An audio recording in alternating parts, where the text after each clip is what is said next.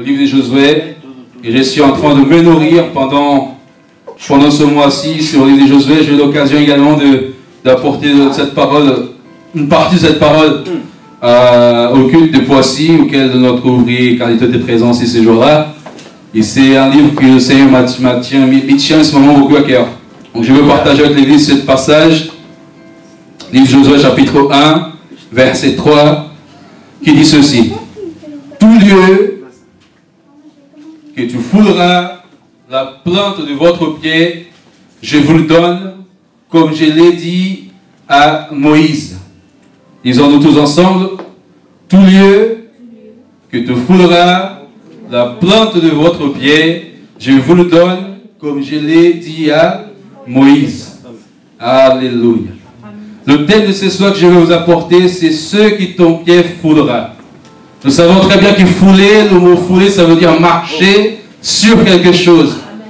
Auparavant, dans le temps ancien, car les temps se sont modernisés, le raisin était pressé par des pas durs pour pouvoir enlever et prélever le nectar de jus de raisin pour fabriquer également le vin.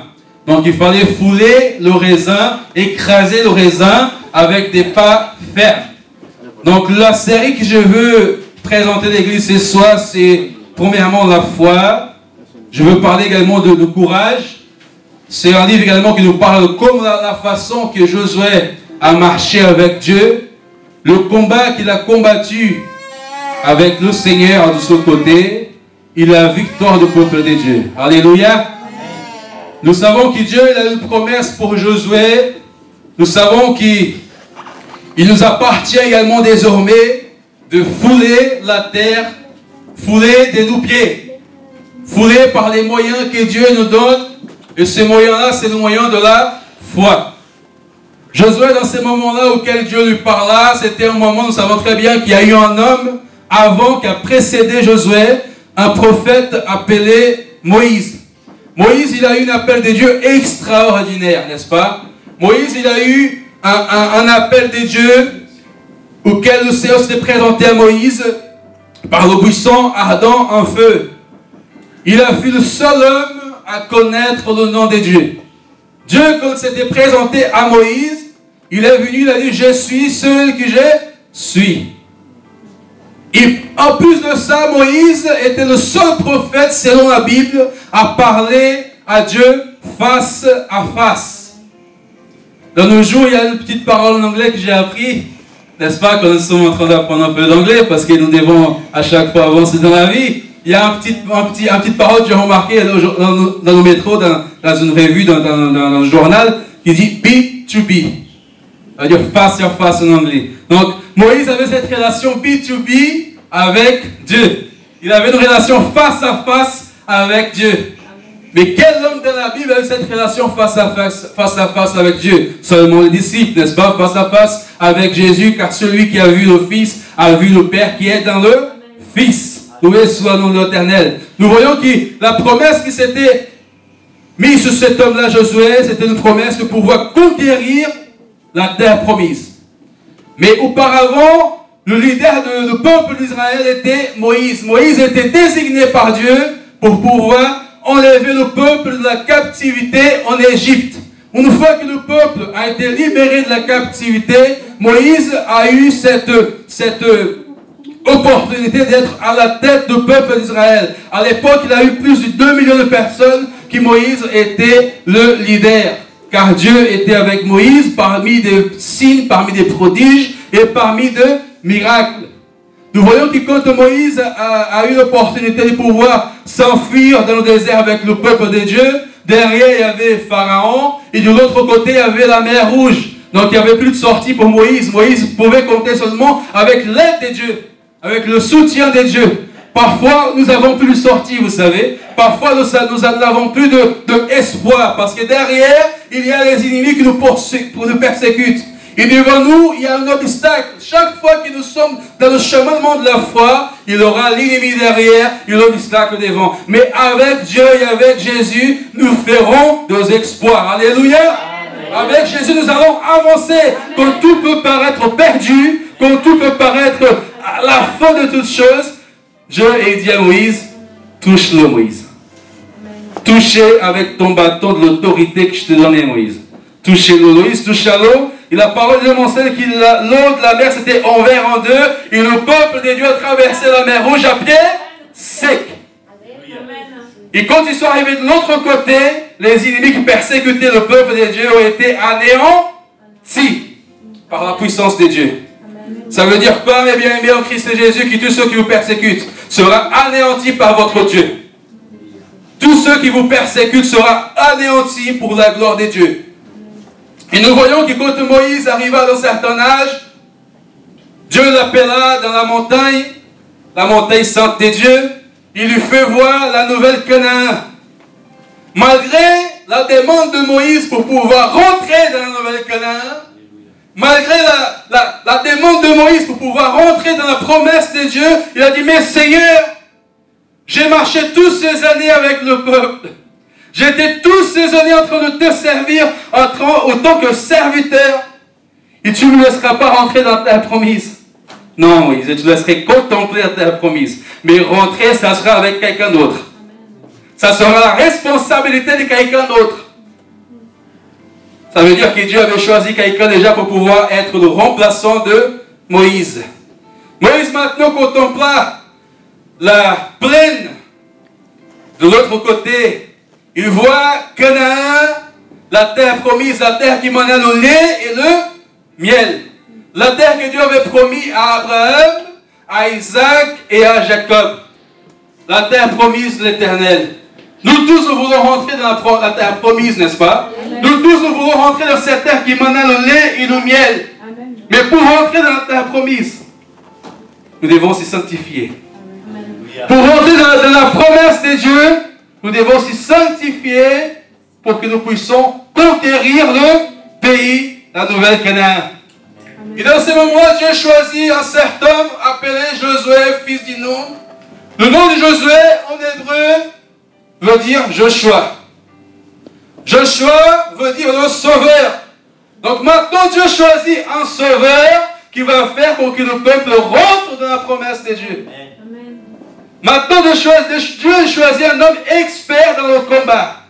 Un homme qui avait grandi au milieu du peuple. Auparavant, le peuple était des esclaves au pays d'Égypte.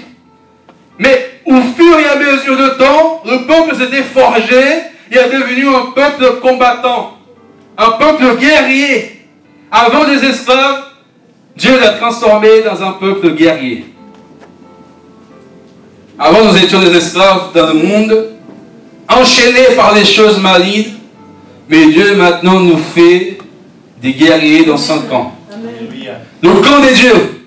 Vous, moi, nous faisons partie du camp des Dieu, du camp de l'Éternel. Vous faites partie du camp de l'Éternel. C'est pour ceci qu'apôtre Paul, dans le verset 6 au livre d'Éphésiens, chapitre 10, il nous enseigne que nous devons se revêtir des armures de l'Éternel. N'est-ce pas? Avec la grâce de la justice, l'épée du salut, les chaussures de l'Évangile. N'est-ce pas? C'est bien ça que Dieu nous enseigne.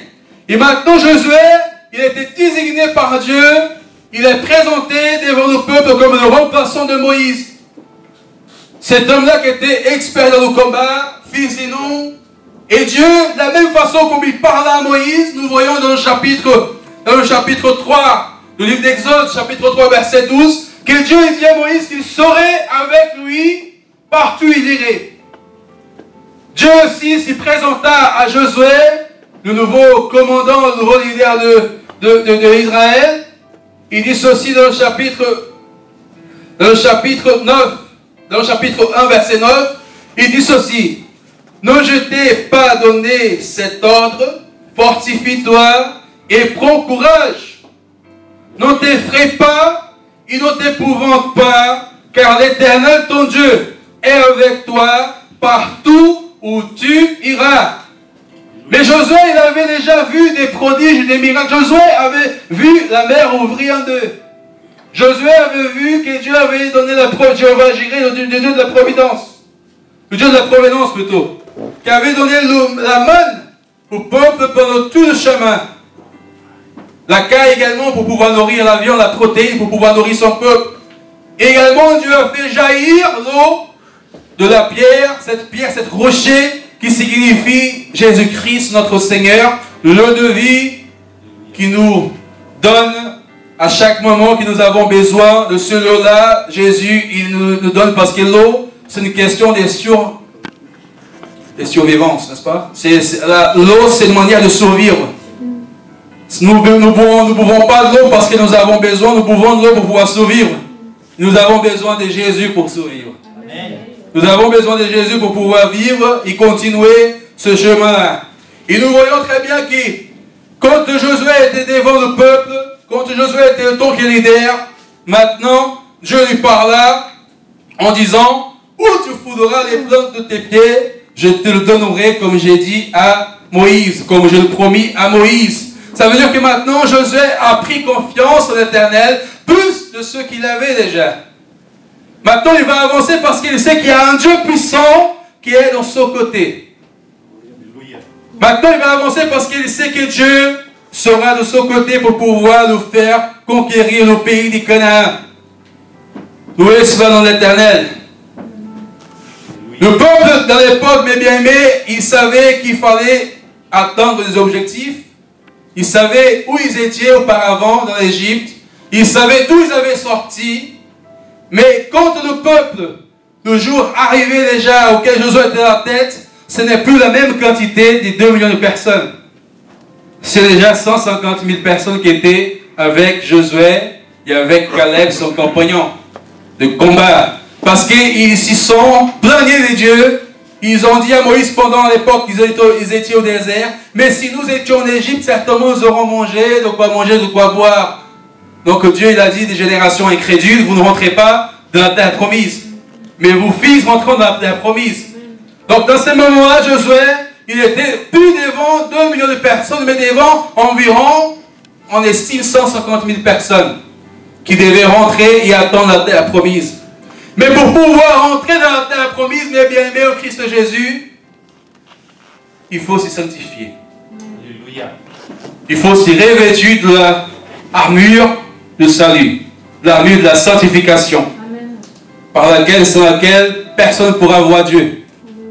Et Josué avait compris ceci. Et quand il était devant le peuple, c'est de la même manière représenté comme Jésus. Jésus, il est devenu en tant que général pour pouvoir être devant l'église de Dieu. L'Ancien Testament nous pointe déjà l'avenir de Jésus. Parce que Josué était le sauveur d'Israël, n'est-ce pas? Et Jésus, c'est notre sauveur. C'est Jésus notre sauveur. À l'époque de Josué, le peuple devait rentrer dans une terre promise. Dans une terre qui était promise auparavant, à plus de 400 ans avant le choix de Moïse. Parce qu'ils ont été captifs pendant 400 ans en pays d'Égypte.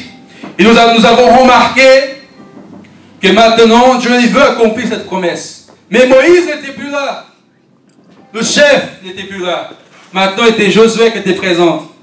En Béthanie, certaines époques, quand Jésus avait passé 40 jours avec ses disciples, en buvant, en mangeant avec ses disciples, il a eu la ascension, n'est-ce pas? Il a été enlevé par les anges pour pouvoir partir dans le lieu céleste et s'asseoir dans son lieu célestial aujourd'hui qui est le trône à la droite de notre Père.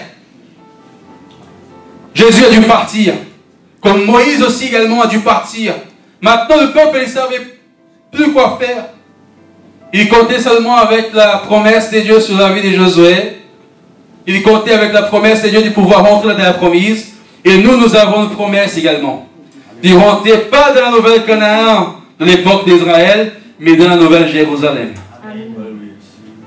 Dans la nouvelle Jérusalem. C'est par là que nous allons aller.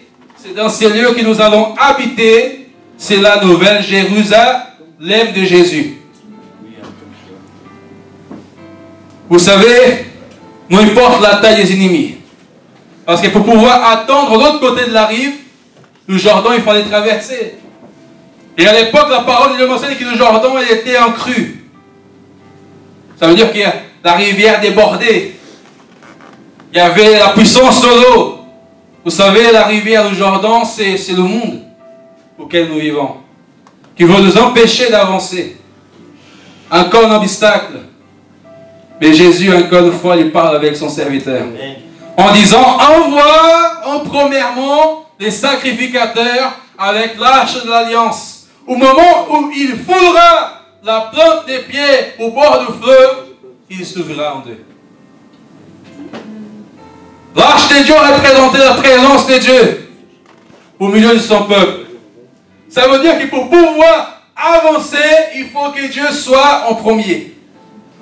Dans nos projets, il faut que Dieu soit en premier. Dans notre vie, il faut que Dieu soit en premier. Dans l'église, il faut que Dieu soit en premier.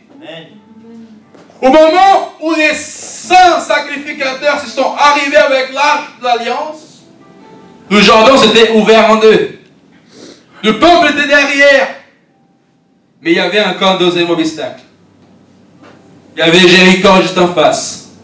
Il y avait également une grande muraille de Jéricho en face également. Mais comment nous allons faire pour pouvoir traverser cet obstacle-là? À chaque fois que nous sommes au but, il y a un obstacle. À chaque fois que la victoire est auprès de nous, il y aura des obstacles. Mais avec la foi des hommes de Dieu, avec la foi du peuple de Dieu, avec la foi que Josué avait en Dieu, ils sont passés le Jourdain, ils ont traversé le Jourdain, et Dieu lui a dit ceci en disant, pour que la génération d'après se souvienne, prends les pierres du milieu du Jourdain, 12 pierres qui représentent les 12 tribus, il fait en mémoire à mon nom. De l'autre côté, ils ont érigé, ils ont construit un mémorial pour pouvoir marquer cet événement. Mais déjà, les ennemis qui étaient en face à Jéricho, parce qu'il y avait les Cananéens en face. Les ennemis des géants. Mais non importe la taille de nos ennemis, ce qui importe, c'est la taille de celui qui est avec nous. Peu importe la taille des ennemis, peu importe l'armée qui est devant nous, peu importe les difficultés qui est devant nous. Ce qui importe pour nous, c'est la taille de ceux qui est avec nous. Et ceux qui est avec nous s'appelle Jéhovah Rapha, Jéhovah Jireh, Dieu Elohim, Adonai, notre Seigneur. Peu importe, il est plus grand que votre difficulté. Il est plus grand que le Jourdain. Il est plus grand que le mur de Jéricho. Il est plus grand que vos ennemis. C'est notre Dieu souverain, le créateur de toutes choses. Nous avons également une terre à conquérir. Pour nous, nous avons la ville de Houille à conquérir. Nous avons la ville de Houille à conquérir. Nous avons également la ville de Argenteuil à conquérir. Nous avons la ville de Pau-Assis à conquérir. Et pour cela, il faut la unité de l'Église. Il faut la unité du peuple de Dieu. Car la foi auquel les hommes de Dieu ont enseigné de pouvoir aller contre un roi, s'appelle le roi des Haïs, ils ont eu des conséquences parce que le peuple était... Ils ont venu voir Josué en disant, mais vous savez, ceux qui sont là-bas, ça va être facile avec toi, Josué. Donne-moi seulement environ 3 000 hommes et nous allons pouvoir abattre par l'épée. Mais ils ont commencé ensemble, ils devaient finir ensemble. Ils sont partis au combat, mais quand ils sont revenus, ils étaient tous anéantis par les ennemis. Le peuple de Dieu était effrayé. Il disait maintenant, qu'allons-nous faire? Qu'allons-nous faire? Mais Josué, il comptait avec le soutien de Dieu. Josué savait à qui il servait. Josué savait qui était son Dieu. Josué savait la capacité que Dieu avait. Vous savez, parfois, nous les hommes, nous limitons Dieu. Parfois, nous voulons limiter Dieu, mais notre Dieu, il est illimité. Il va au-delà de nos espoirs. Il va au-delà de nos pensées. Il va au-delà de notre imagination. Pendant que le peuple, il voulait seulement attendre l'objectif de pouvoir fouler les pièces au Jéricho et à pouvoir attendre la terre promise, Dieu avait seulement pas la terre promise à leur donner. Dieu avait également dans le chapitre 4, vous allez voir, dans le chapitre 1, verset 4, vous allez voir la promesse de Dieu.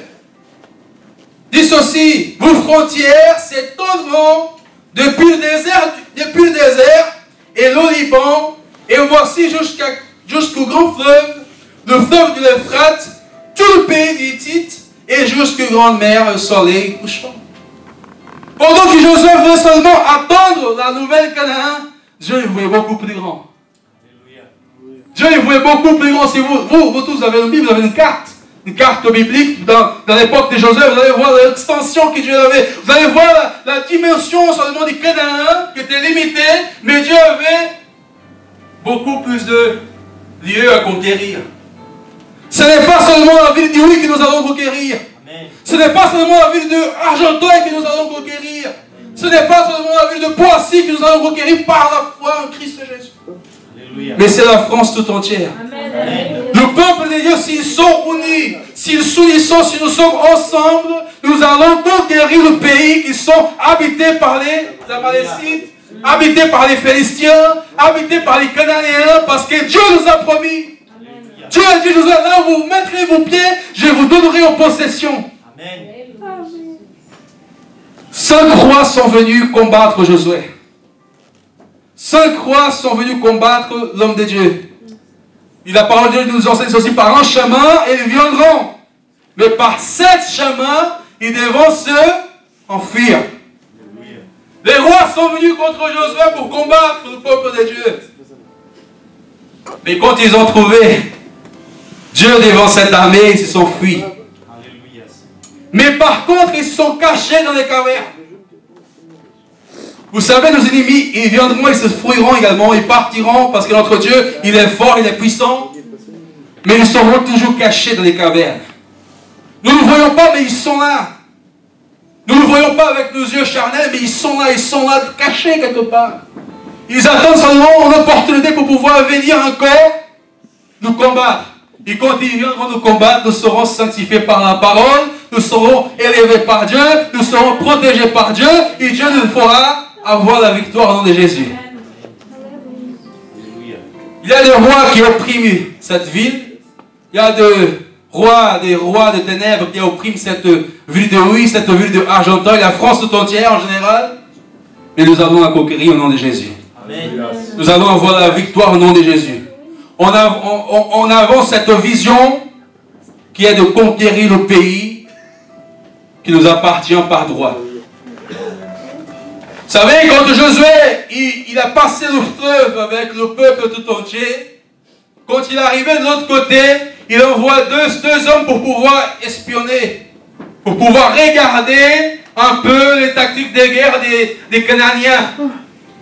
Et quand ils arrivaient de l'autre côté, ils ont vu, ils ont rentré dans une maison, dans une auberge de prostituées à l'époque, de Rahab. Rahab elle-même qui est dans la généalogie de Jésus-Christ Nazareth, dans le livre de Matthieu, vous allez trouver Rahab, une prostituée qui est dans la généalogie de Jésus-Christ Nazareth. C'est pour cela que les Juifs, ils ont du mal à accepter Jésus comme autant que leur sauveur, que leur Messie, parce qu'ils ont dit, c'est impossible que le Messie vienne de la généalogie d'une prostituée. C'est impossible d'accepter ça. Mais Dieu a choisi les choses folles du monde. Amen. Et nous avons remarqué que quand ces hommes ils ont été dans la maison de la prostituée, dans l'auberge de la prostituée, elle savait qu'ils avaient un Dieu grand. Quand elle leur trouva, vous allez voir dans le chapitre précédent, qui se suivant dans le livre de Josué, vous allez voir que cette femme a dit ceci, nous savons que vous avez un Dieu grand.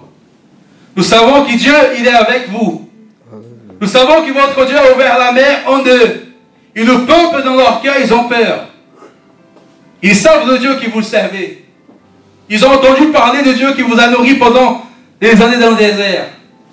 Ils ont entendu parler de Dieu qui vient de vous ouvrir le fleuve en deux. Et maintenant, Josué recevoir ses espions. Et avant de partir, Rahab demande ceci à ces deux hommes: épargne-moi et ma famille. Épargne-moi et les miens.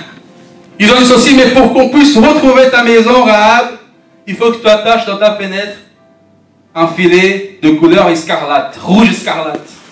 Vous savez, les Juifs, ils ont l'habitude et le coutume de pouvoir mettre chez eux ce qu'on appelle la mezouza dans leur maison. Ça signifie également la même marque quand le peuple était en train de fêter la libération dans le désert, au moment de la Pâque. Ils ont mis le sang de l'agneau pour pouvoir protéger leur maison et leurs fils, leur premier-né. Donc le sang, cette filet représentait le sang de Jésus. Les ennemis, ils vont venir. Ils vont vouloir anéantir l'adversaire. Mais quand ils verront le sang de l'agneau de votre maison, ils passeront. Et vous serez épargnés. Le sang de Jésus dans notre maison, le sang de Jésus dans notre vie, le sang de Jésus dans votre foyer, dans votre famille. Il est nécessaire d'avoir le symbole du sang de l'agneau. Comme a été dit par notre sœur, le sceau. C'est le sceau de Jésus dans notre vie. La protection de Jésus dans notre vie. Alléluia. Alléluia. Et quand Josué était devant le mur de Jéricho, infranchissable, selon les historiens, les archéologues, le mur faisait 5 mètres de hauteur et 2 mètres de largeur. Il y avait à l'extérieur, il était formé de briques, et à l'intérieur était construit en pierre. Ça voulait dire impossible de faire tomber ce mur. Mais Josué a une tactique. Une tactique très précise parce qu'il a une rencontre avec un ange de Dieu. Dans le chapitre 5 de Josué, vous allez voir. Et quand il était venu devant Josué, Josué a posé cette question-ci. Vous êtes avec nous ou vous êtes contre nous? Il a dit, hé, attention Josué. Je suis l'ange de Dieu qui tient devant Dieu. Chef de l'armée de Dieu, l'ange Miguel. L'archange Miguel. Je t'apporte une parole de Dieu. Vous allez faire ceci, comme ceci et comme cela. Josué a dit ceci, que Dieu soit loué. Il était voir le peuple, il a dit, demain, d'ici à une semaine, nous allons faire 2 tours. Nous allons faire un tour par jour avec des cornes de bélier qui servaient justement des instruments pour pouvoir souffler et faire du bruit pendant les guerres. Donc ils ont fait le premier tour autour de Jéricho. Imaginez le peuple dans Jéricho. Le désespoir que ce peuple avait. Pourquoi ils ne nous attaquent pas? Pourquoi ils ne viennent pas nous attaquer? Pourquoi ils font 2 tours autour de Jéricho? La parole de mentionne que dans le 7e jour, ils ont fait 7 tours autour de Jéricho. Et après cela, ils ont crié, tous ensemble. Ils ont fait sonner la trompette.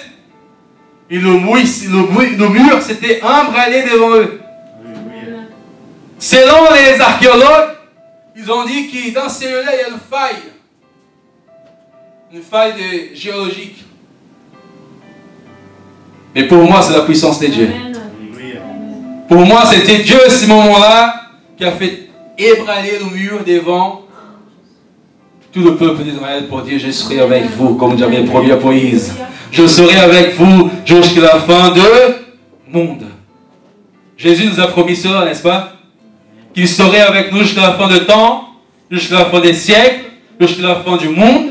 Comme Dieu avait promis également à son peuple qu'il serait avec son peuple partout où il irait. Et que personne ne pouvait se tenir devant Josué, devant son peuple.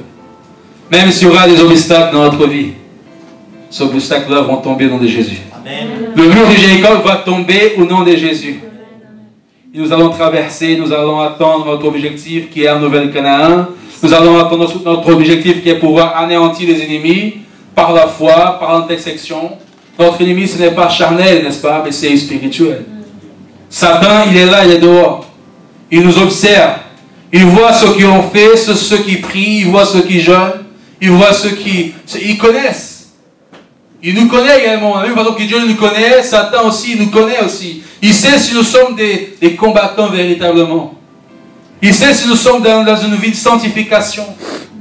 Il connaît notre part également. Parce que la parole de Dieu dit qu'il est comme un lion qui tourne aux alentours, n'est-ce pas? Cherchant qui dévorer. Il cherche qui dévorer. Et un lion, quand il attrape sa proie, il n'y a pas de pitié. Il la déchire en morceaux. Mais heureusement que nous avons le lion de la tribu de Juda qui est avec nous. Amen. Heureusement que nous avons Jésus qui est avec nous. Je vais entendre un alléluia. Un gloire à Dieu bien fort. Alléluia. Nous avons vu les promesses de Dieu. Nous avons vu la promesse de Dieu s'accomplir. Nous avons vu que Dieu il a une terre promise que nous devons conquérir. Si nous voulons avoir des succès dans tout que nous allons entreprendre, nous allons méditer dans la parole de Dieu des jours comme des nuits. C'est cela que Dieu dit à Josué. Si tu médites dans la parole, dans les lois à laquelle j'ai prescrit à Moïse, mon serviteur, personne ne s'y tiendra devant toi, Josué. Si nous méditons la parole de Dieu, les murailles tomberont, le Jordan va s'ouvrir, nous allons traverser, nous allons anéantir les ennemis, nous allons prendre possession, nous allons fouler avec nos pieds la terre que Dieu nous a promis au nom de Jésus. Amen. Nous allons nous lever, nous allons prier au Seigneur.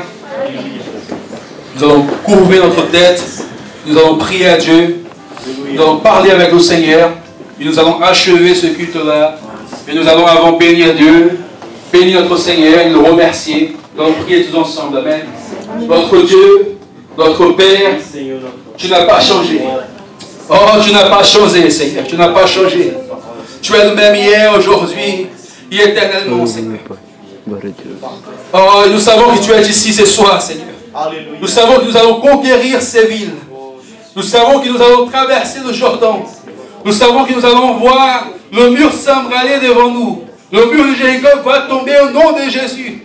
Et nous savons que toutes les villes, mon Dieu, mon roi, tu nous donneras. Parce que tu as promis à ton serviteur que là où nous mettrons, où nous foulerons les plantes de nos pieds, cette terre nous appartiendra, Seigneur. Et nous déclarons que la ville de Rouy appartient à Jésus.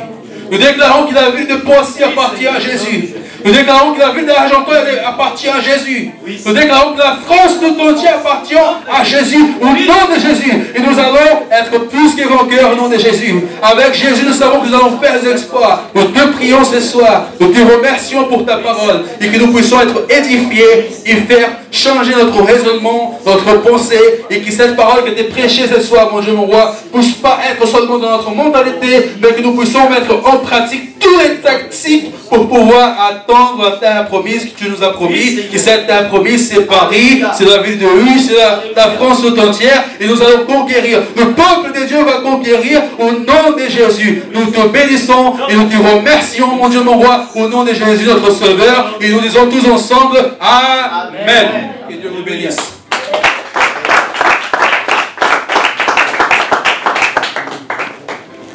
Vous pouvez s'asseoir.